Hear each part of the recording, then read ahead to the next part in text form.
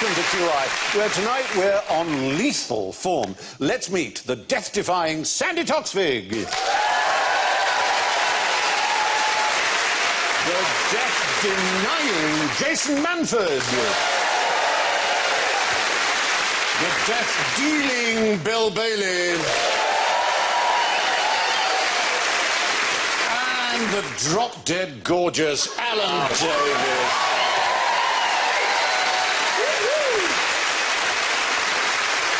At least 1 out of 100 has to be complimentary. That was very kind. Yeah. Now slay me with your buzzers. Sandy goes. Jason goes. Wow. Wow. Bill goes.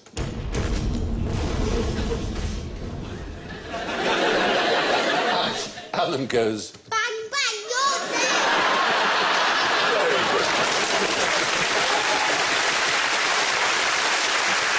So, before we start, I have to remind you we have in this series a spend a penny round because of L.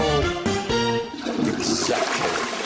Because L stands for lavatory. One of the answers will involve lavatories in one form or another. All things lavatorial. So if you do spot a lavatory lurking anywhere, play your joker, and if you're right, I'll give you some points. What could be fairer than that? Now, I'm going to hand out some bags. Can you take one and give one to Jason?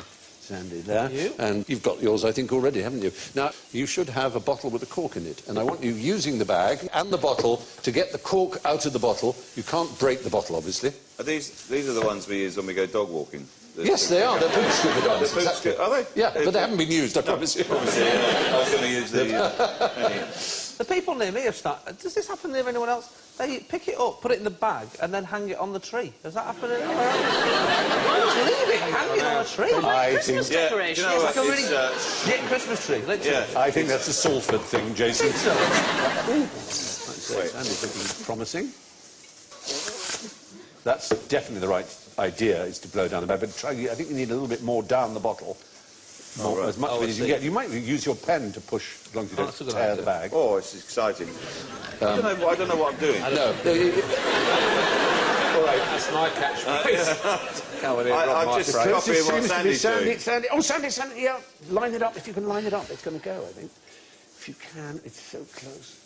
Oh. Look, we'll show you. One of our researchers, Zara, she managed to do it, and we shot her doing it, so have a look. Shot her.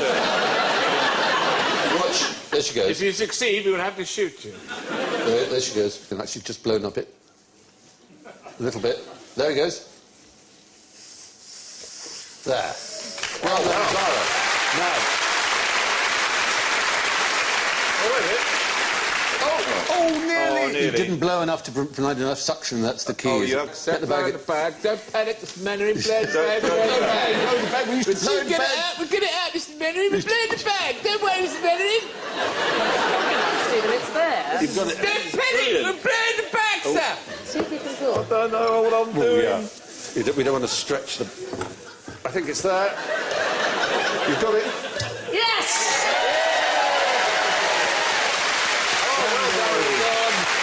Brilliant. No, you haven't got the pressure there. OK, pop in water.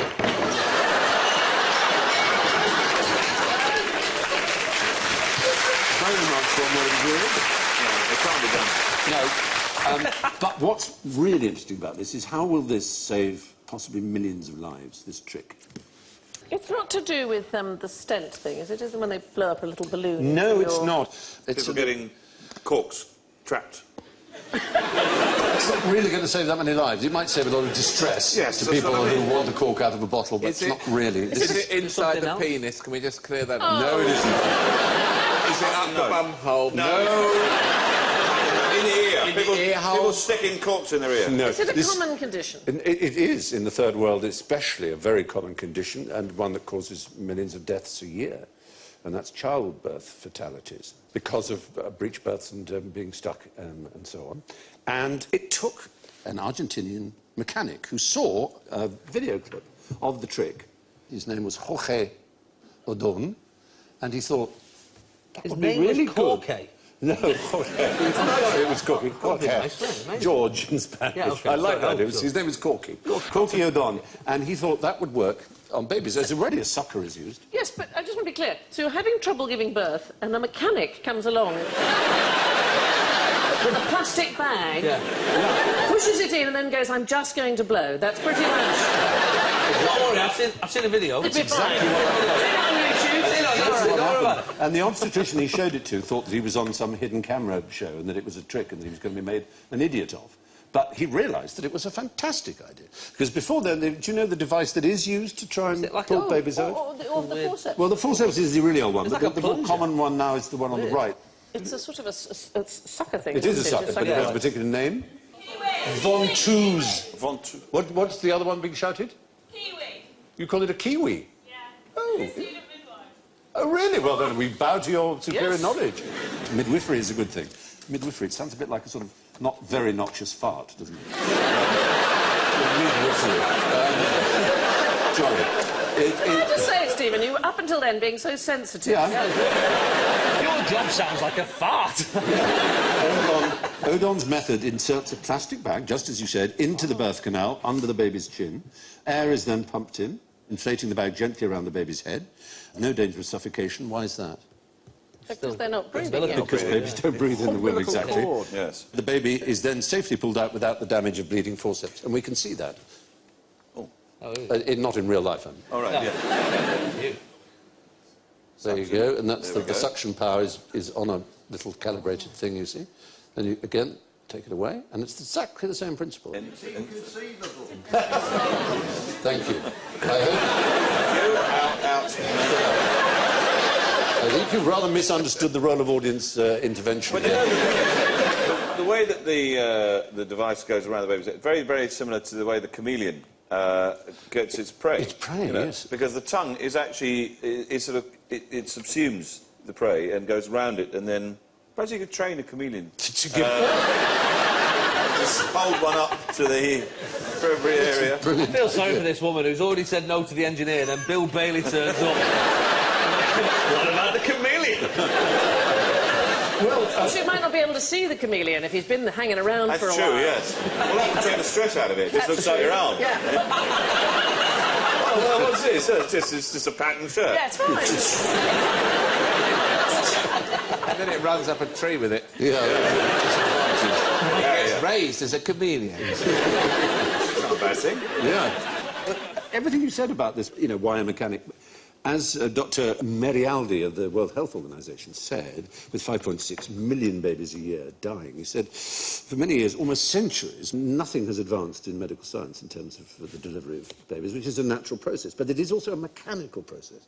So perhaps it's not surprising that it's a mechanic who saw a way through to easing it. And, I love it because it's so simple. It is so simple. Yeah. It's kind of palm-smacking, isn't it? A lot of doctors and obstetricians would have thought, wow.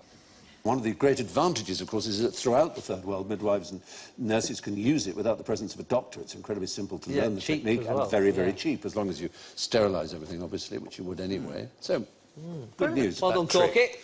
A car mechanic there, yes, from Argentina, will save millions of lives with the cork in the bottle trick. Suggest some lethal uses for a laptop. Oh, some Smart lethal. bombs, guiding smart bombs. Yeah. Hitting people over the head. Damn it, Chloe. Yeah. That was like he was in the room. Well, just happened to have been working with him, that's all. Oh, please. Is he nice? Please tell me he's nice. He's an incredibly nice guy. He really is. Everyone adores him on the set. Kiefer, this is. Kiefer. Yeah. Kiefer? Kiefer. Kiefer, yeah. Oh, Kiefer. Oh, yeah. Yeah. What's he doing? Anyway, He's always on laptops. I don't know what you're talking My about. favourite when he talks about... Oh, 24. Oh. When he talks about parabolics. That was... Where are the parabolics? I'm like, are you saying parabolics? That's what it sounds like. Parabolics. Is it still going now, 24? Then? Yes. I mean, I played the British Prime Minister. What kind of Prime Minister were you? Well, it was non-specified in terms of party. But were you very like sage? Almost every Prime Minister we've had for the last 20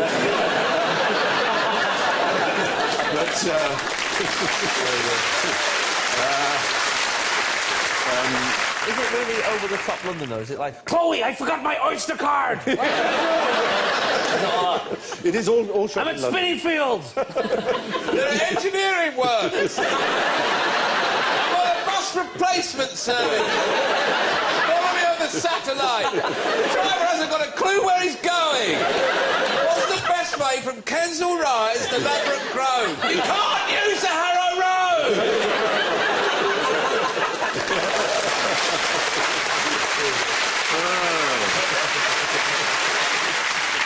I've forgotten what the question was. Oh, yeah. Yes, lethal uses for All right, a so laptop. hitting people over the head. You can leave it on the rear parcel shelf of a car, and you stop too quickly. Then, Yeah. You know, I know this because I went to one of those, speed awareness courses, and this is ex-copper, and he went, yeah, he goes, he was trying to scare everyone, and he went, yeah, he goes, yeah, this lady driver had a laptop computer on the back. Mel Smith was in It was. He talked like that. He had a laptop computer It's very Mel on Smith. the back shelf, and she stopped too quickly, took her head clean off. Took her head clean off, like a knife through butter. And there was a dear old lady next to me who'd been caught doing 31 miles an hour in a built-up area. A tiny little scooter thing. On a moped. I can't stop! You'll have to go to her work. Yeah, she went this way, and she grabbed my hand and went, oh my God! Like that. And of course, I can't imagine it. No, actually, we're in Australia, and it's a program that's written on the computer. A virus. It's nothing to do with the Wi-Fi, is it? Is that... Do they No, not? no, it's a specific program written by a specific person in order to help someone do something that will end their lives. Is it some euthanasia? It's a euthanasia program, yes. There's an Australian doctor called Dr. Death, obviously, as they always are, and he's rigged up this injection system to a laptop, and you have to answer 3 questions. You have to be sane and smart enough to answer the 3 questions, yes, positively. Do you know what they are? Yes, I have them for you. OK. 1. Are you aware that if you go ahead to the last screen and press the yes button, you will be given a lethal dose of medications and die? So they're not difficult questions. Also, I thought it was going to be things like... They are. you know, I What scroll year through... was the I Battle scroll- of Cressy? Yes. Yeah. I scroll through a lot of these and just press accept. Yeah. Terms and conditions. I've read them. Terms and conditions. Terms and conditions. The second one is, are you certain you understand that if you proceed and press the yes button on the next screen, that you will die? That's just very clear. Yeah. So you press Then yes it say- again. Yes, Are on you the sure? third screen. You sure? Come on now. In 15 seconds, Have you seen the word you die? will be given a lethal injection. Press yes to proceed. It's that simple. That's heavy, man. Yeah. And where'd you get it? Amazon? No. But I mean, I suppose it's that if you made the decision, then it's finding the. I found a very odd. I didn't know this was a rule recently. I always get headaches when I'm on tour, so I thought, well, I may as well just stock up on paracetamol because I go for a couple of nights. So I tried to buy about 48 packets of paracetamol. No. There they are. That'll kill you. But yeah, obviously I wasn't going to take them all at once. But obviously there's a They rule. don't know that. You're only allowed to. But I just thought to myself, that's saving no one, is it? No one's got to that point and gone, oh, can I not? Oh, I'll stay alive then. Thank you very much. I go into a newsagent's and order a bottle of vodka and they give me a quarter one now. There's bad things about me.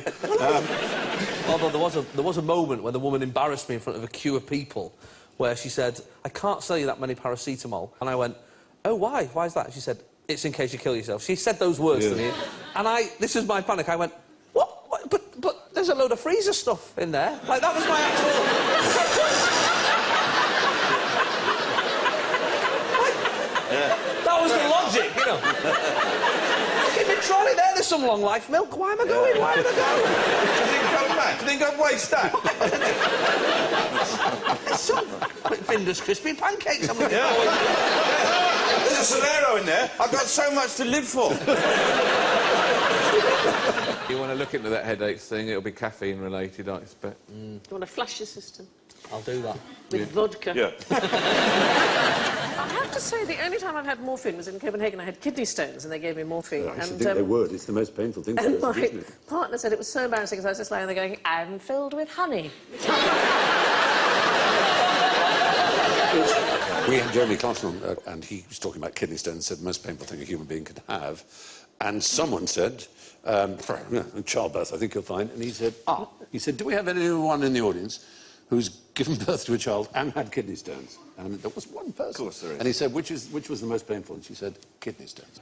Did they zap them with something sonic or something? They do now. I was off my head. I've no idea what they did. Yeah. I think they do. They dissolve them and then you pee them out. I think What you don't want is someone giving it... Come here, come here. Bend over.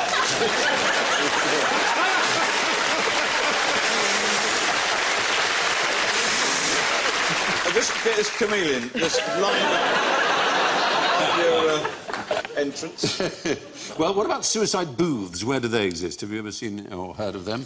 Soylent Green, a Harry Harrison novel that was a great movie. There are suicide booths there, used by Matt Groening in Futurama, rather wonderfully. So would you just pop in and kill yourself? Yeah, there are 3 modes of death in Futurama: quick and painless, slow and horrible, and clumsy bludgeoning. So when you just put a, 50p in or something. That's the idea in science fiction, that people will want to do that. Yeah, euthanasia becomes not just a right, but a sort of bit of a laugh. Fuck it, Yeah. I like a photo booth, though. Yes. They've got that retro, Instagram type thing, We've sort of gone revert because the photo is getting so perfect.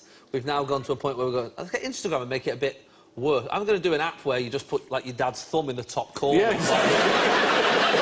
Remember this? They used to say if you look like your passport photograph, you're probably not well enough to travel. It's a very good theory, I like that. The very first job I ever applied for on television, it said you had to send in your CV and your photograph. And traditionally in show business, it's a sort of an 8x10, it used to be an 8x10, rather glossy thing. Right. I didn't know that. I went to Victoria Station and the stool was stuck down low. So I sent in a photograph of the top part. Above my head, and they thought it was a joke, so I got the job. Wow. Well, there was this... there was an actor's director, which is no longer used, but called Spotlight, in which you had to give your photograph. And I remember Barry Humphries had a wonderful one with just a picture of him like that. Not as Dame Edna, but it just said, leather and denim rolls preferred. I used to try and sort of put things in to see if they'd print them, just sort of sheer devilment, like things like can hover, It's magnetic, I'm OK round chickens, See, they never printed them. They just probably just silly man. Yeah. We'll hover on demand. Yeah. Anyway, yes, this happy little fellow is about to kill himself. How? You recognise that? It's about to kill himself. He is, by doing something which nature impels him to do, which is a suicidal thing to do. Fling himself off a cliff. Oh, dear. I just... throwing himself off a cliff. I thought, well, why not? Yeah, get that one out of the way. We thought it might be a lemming, and anyway, lemmings don't, of course. But no, they don't. No, it's not a lemming. It's in fact not a rodent. Is it not? Is it a marsupial? Is it a marsupial? It is a marsupial, yes. It's a bit of a convergent. How do you do that? It's a marsupial, and it's called an antechinus. Antechinus? Well, what are the natural things? It's either going to eat something, or it's going to drink something. What do animals live to do? They live to eat in order to survive long enough to procreate, to pass on their genes. So is there some naughty sex thing? It's about to have sex, and that is, for it, suicide. They go on an extraordinary shagging spree. I mean, it is quite unbelievable. I have to give you the details because they're pretty amazing. It's semilparous, which means it only does it once. And it's about 12 hours on the job with one female before moving on to the next. Doesn't eat or sleep, just keeps going in a testosterone-driven frenzy. Oh, never mind about him, that poor female. Well, that's on the next one. 12 hours? Yeah. She must be chafed. To get the necessary energy, the males' bodies strip themselves of all their vital proteins and suppress their immune systems. By the end of the fortnight, they're physiologically exhausted, bald, gangrenous, ravaged by stress and infection, and keel over and die. Wow. Russell Brand, take note.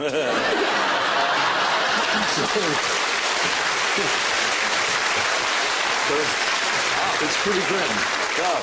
That sounds like Henry VIII at the end of his life, doesn't it? Somewhat. It is, you bet. Does this happen only once, then? Yes, semel parus once is like... So they're semel is dead once. before the children arrive? Very much so, and that, some people think, may be the reason. Just to get out of childcare? Yeah. Get up there, the thought of it. Or if you give it a better gloss, it's in order to leave more food for their children. So 12 hours and then another 12 hours? Yeah, this lasts for a fortnight, apparently. Yeah. Wow. 2-week mating season. There's somebody in the audience remembering a Spanish holiday. Magaluf, 1982. Oh, that was a party. But they aren't the only marsupials with the suicidal sex drive. There's also marsupial cats, which have a wonderful name. Very good for Scrabble. Quoll. Quoll? Q-U-O-L-L. Oh, yes, quoll. Very good Scrabble word. There's a little quoll. And these are all Australian. the female northerns, yes, are subjected by males to bouts of copulation.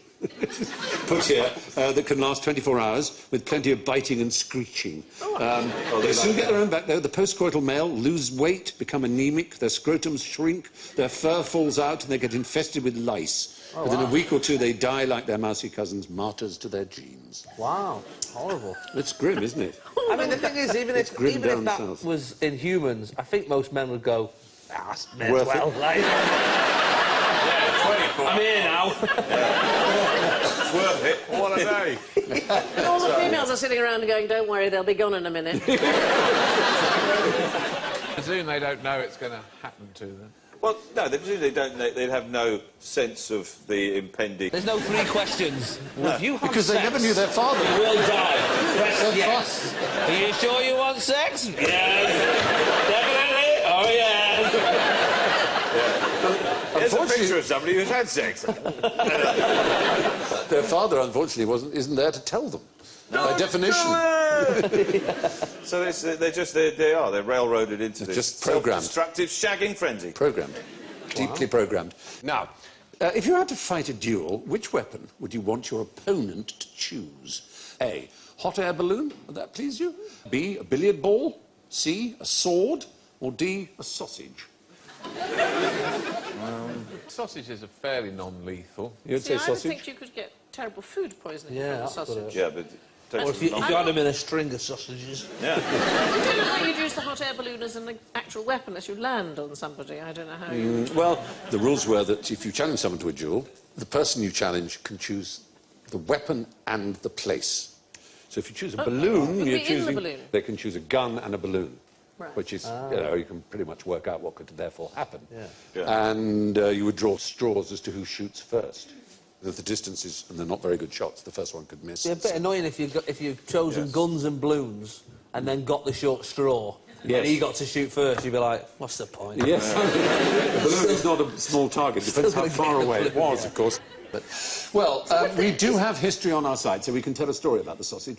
There was a scientist, a very eminent scientist, who was rather liberal in his ways, who lived in Prussia, and who was the great leader of Prussia, who basically unified Germany and was what we would call Prime Minister, but he was the Minister-President of Prussia.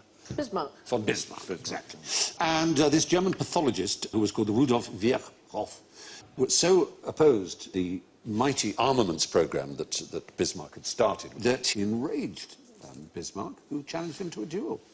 So because he got to choose, this doctor, who was the first man to isolate the pathogen behind pork that had gone off, which is called Trichinella spiralis, said, OK, the weapons will be sausages, one of which would be poisonous, toxic, as you say, with this agent, this pathogen. So he challenged him to a breakfast, essentially. And Bismarck didn't like the idea, so called the whole thing off, which the challenger has the right to do. So it's a sausage roulette. Yeah. Yeah, basically. Sausage roulette. Yeah, but with only 2. And so you had a 50-50 chance of dying, so that's a pretty dangerous duel. Sausage duel. So, moving from the sausage to the balloon, the Monsieur Grandpré and Monsieur de Pique. We're going to get quite French because you know what they're like. In 1808, there was a dispute between these two over the affections of a young woman. They took to the skies in separate hot air balloons, each armed with a blunderbuss. De Pique shot first and missed. He had the first shot and he missed. There's a moment, isn't it? Grandpré then fired at de Pique's balloon and punctured it, sending him and his second down to their deaths. Wow. 2,000 feet above Paris. So balloon, pretty damn dangerous. Very first female air passenger ever was in a hot air balloon. Elizabeth Tibble, she was an opera singer. She was dressed as Minerva and sang arias from opera as she fed the fire, and the balloon took off. But unfortunately, she landed and sprained her ankle. But she was other than British. that, she's the very first female air passenger. So there's only one example of a billiard ball duel that we've been able to discover.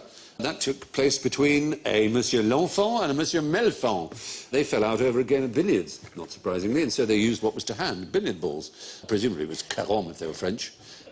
And they decided to resolve their difference by pelting each other, one after the other, with billiard balls. Again, they drew straws to see who would throw first. And Melfant won, and he warned his opponent he would kill him with a one single strike, and he did. Straight between the eyes, Wow. dead. Wow. Yeah. God. That's... And he probably went, I was joking. I was, I'd actually hit you. Why did they use the cue? That would have been... Yeah. So, of all the weapons we've described, probably the safest is the sword, because in duelling, all you have to do is get the draw first blood, as the phrase is. So you literally have to pink someone, just give them a little scratch, and it's called off by the seconds. Well, you got him. So, there we are, duelling. Now, why would you resupply your enemies with bullets when they'd run out of them? Just how crazy is that? Silly, or indeed a plastic spoon. Unless they were... Keep it fair. Fake No, bullets. real bullets. Real bullets? There's your enemy, you desperately want to defeat them, they're running out of ammunition, and you resupply them. Are they bullets which explode when Sabotage? Are No. they somehow sabotaged? Somebody else come to attack us. And They're good bullets. No, you make a deal with it. It's Fair. Tremendous sense of honour. Fair play. It's something so wonderful, I think, that should guide the British government in its policy on a particular issue, one that's very dear to me and the nation, who have this marvellous building that I've had trouble pronouncing sometimes. It's in the Acropolis. Ah, yes. It's where the Parthenon is. Parthenon. Yes, yeah. And it's that, the Parthenon we're discussing. So Greece, let's go back almost 200 years. Right. Who ran Greece 200 years ago? Turks? Turks, the Ottoman Empire. And there was a big movement to free Greece, led by Greeks, but also by some Britons, notably Lord Byron, who died there. And by 1820, they'd got quite a grip on the colonialists, and they'd pushed them all back up the Acropolis. And there they were, in the Parthenon, that wonderful building. And the Turks were firing, and they ran out of shot. Now, the original builders of the Acropolis were extraordinary architects. And they joined together these 70,000 pieces of marble in a magnificent way. They put in sheets of lead to protect it and the bits of iron staple and lead to keep connecting together the marble. But then, in 1820, when the Ottomans were defending it, they started to use these lead sheets to melt them down to make shot. And the Greeks said, we're not going to have that happen to the Parthenon. So you give them bullets to stop They gave them doing bullets to stop them destroying the building they loved so much, that meant Athens to them.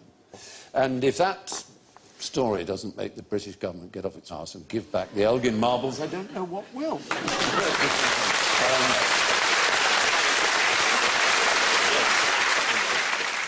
If we do that, do we have to give back everything else No, as well? no. Because we've got lots of stuff, haven't we? Well, that's the slippery slope fallacy. It's the first fallacy of logic, and it just doesn't play.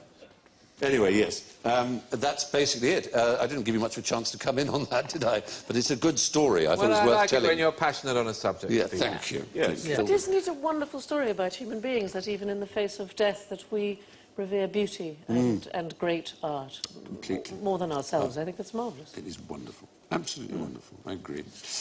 Right, now, let's go to real beauty and real splendour. Why was a pint of best in 19th century Norfolk just what the doctor ordered? Oh. Has it got something medicinal in it? Sure has. Poppies. Obviously. Not heroin. Heroin wasn't discovered. I'll give you heroin beer, please. Not heroin, but No wonder opium. Norfolk is kept to itself. Yeah. Heroin needs a little bit more chemical skill than they were able to show in more Finland. Breaking Bad. Yes, basically.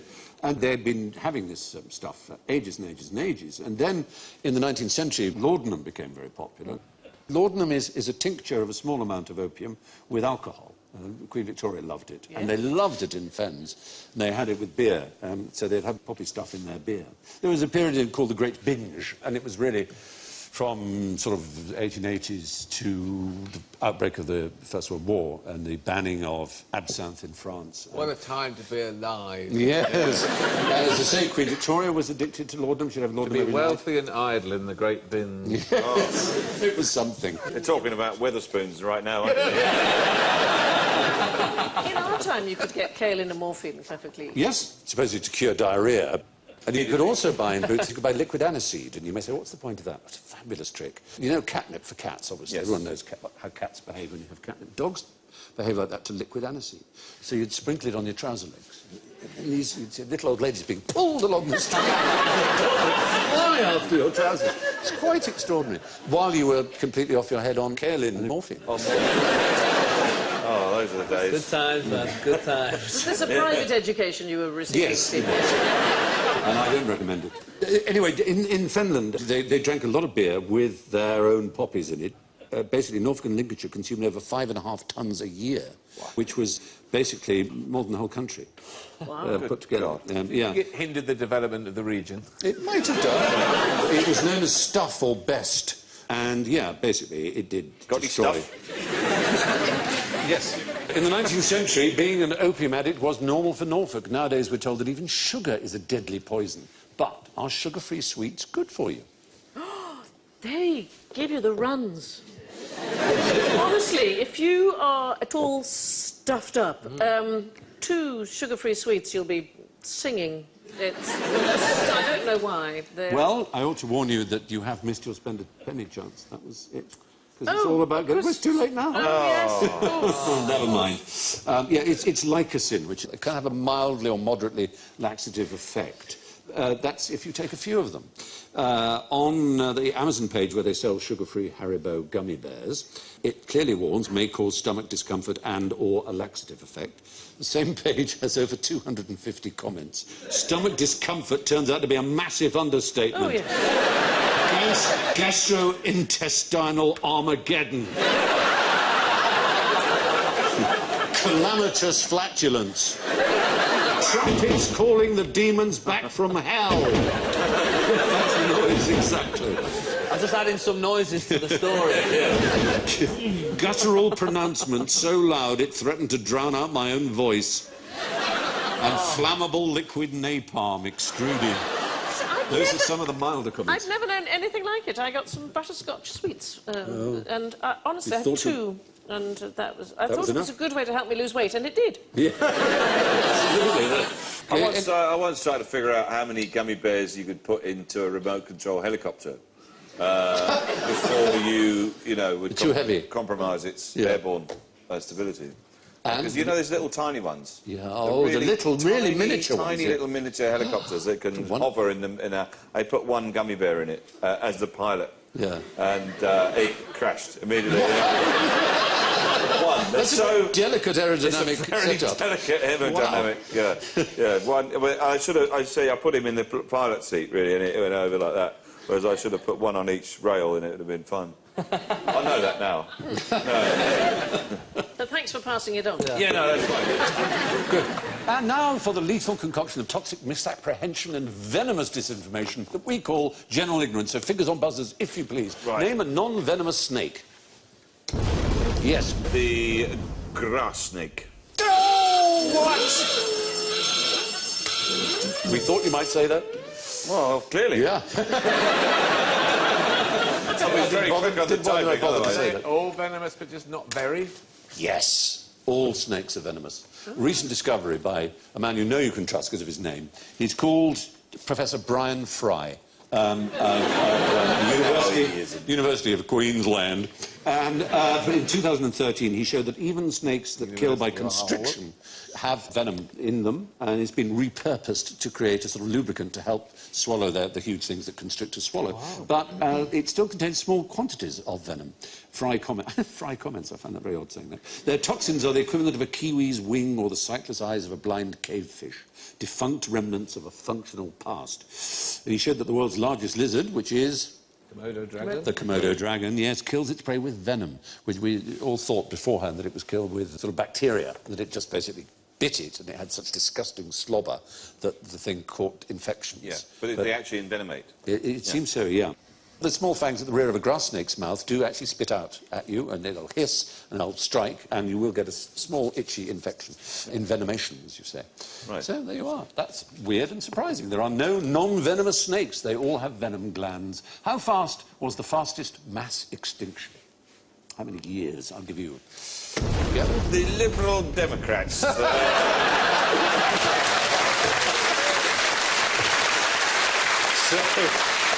So about 2 weeks then. 2 weeks. Yeah. UKIP like Top Gear for people who don't like cars.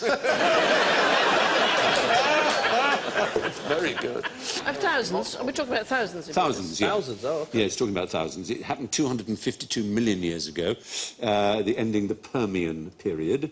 It's known as the Great Dying. It sounds rather Star Trek, doesn't it? Oh. The Great Dying. So what, sort of 5,000 years? 60,000 years. 3,000 years.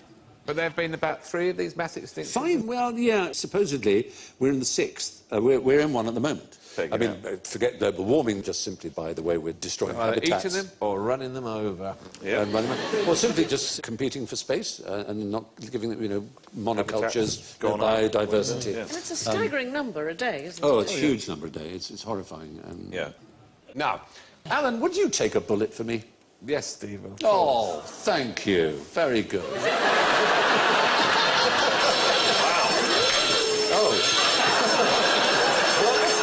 Sorry, no. No, you wouldn't. Because you couldn't. I mean, that's to say, in the standard way, it's done. The diving in front of someone, you can't take a bullet for someone. Well, you'd have to anticipate, I You'd presume. have to anticipate in such an incredible way. Accidental, you know, act of- Accidentally, it would. Because, of course, a bullet goes at 1,000 feet per second. That's from a handgun. 700 miles per hour, that is. Did you know, I read this, you might like this because you like cricket, they've stopped using bowling machines because they've discovered that it doesn't help you at all. That the people who are very good at batting have worked it out before the ball's released by the shape and the angle of the arm of the bowler. Their anticipation is that much quicker, so it's actually of no use to you to practice with a machine. You must practice with people. With a human, So you see train the arm. seeing the person coming at you over and over and over and over again. So the notion that the Secret Service are going to throw themselves in front of the President is just silly. Well, it has happened. It happened in the case of John Hinckley, who had a pop at Ronald Reagan in 1981. That's it, exactly. This is how I would do it. I wouldn't use my head. No, very sensible. I'd use my Your arse. arse. I would use that. I would use Bill. I'll get it out for you, Alan. Here's a Hold that bag, I'm taking it home with me. Why do people fall over when they've been shot? It's just been shot.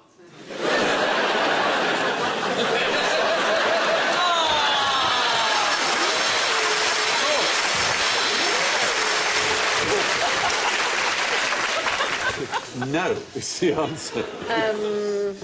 Shock. Because they're dead.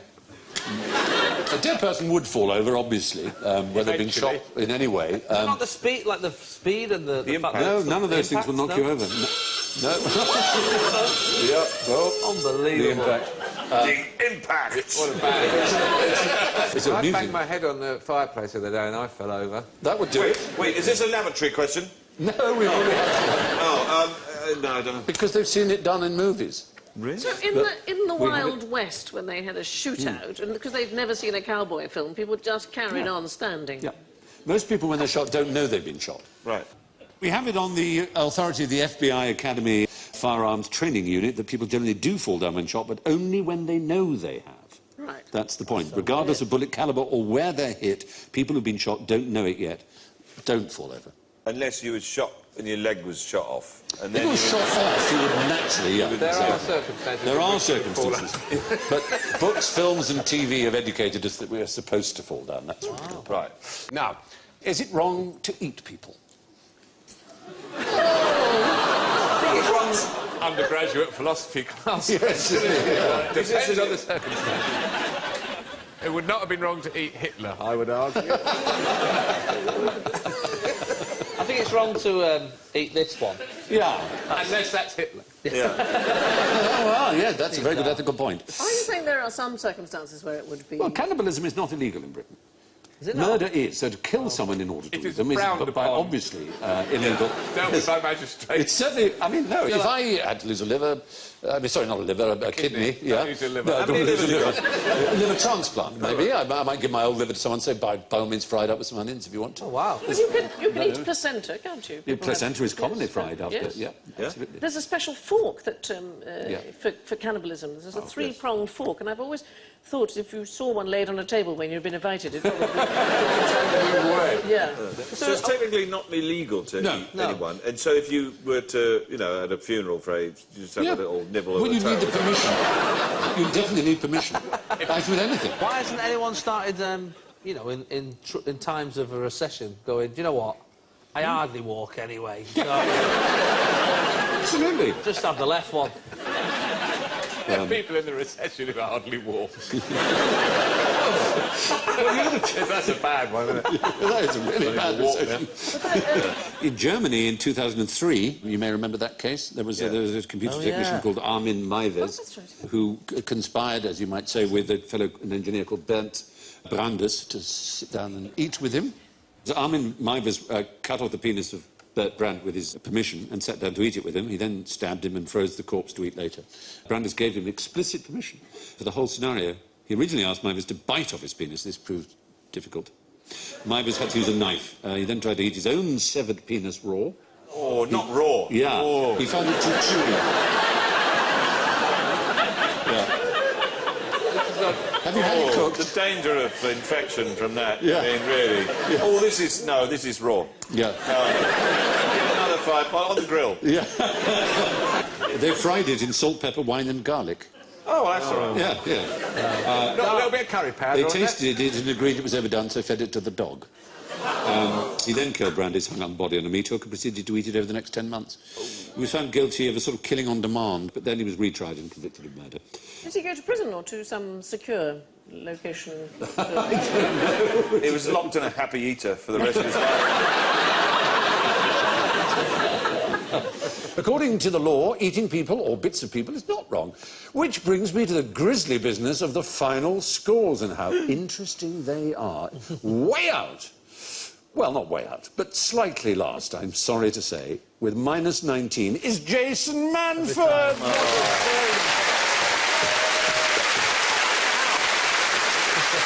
Trailing clouds of glory in a very respectable third place, would you believe it, Alan Davies? Second, with -8, Bill Bailey. Which can only mean that the winner is our token Dane with +6, Sandy Thompson.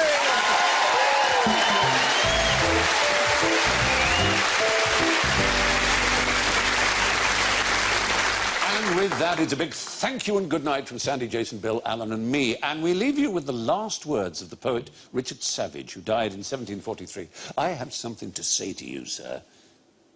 No, 'tis gone. Good night.